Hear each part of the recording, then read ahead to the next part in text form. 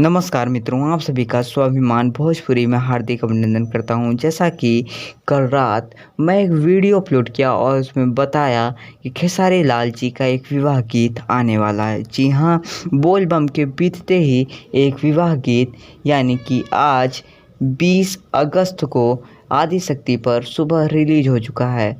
गाने का नाम है मंगल के परछाई जी पर। इसको गाए हैं खेसारी लाल और सोना सिंह जी मिलकर, और इसको लिखा भी है दो लोगों ने मिलकर, अखिलेश कश्यप जी और विशाल भारती जी।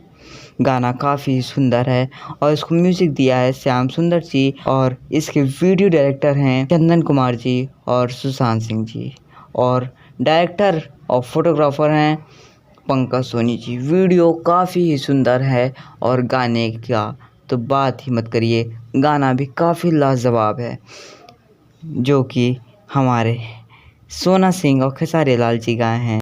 इस वीडियो में खेसारी लाल जी को हल्दी लगते हुए दिखाई दे रहा।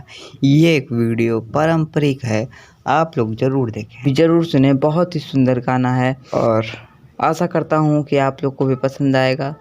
खेसारी लाल जी के पूरे टीम को प्यार मोहब्बत दीजिए, और ऐसे ही गाना आप लोग भी पहले सुनना चाहते हैं, पहले आप तक पहुँचा दूँ, तो इसके लिए हमारे चैनल को सब्सक्राइब कर लीजिए। धन्यवाद।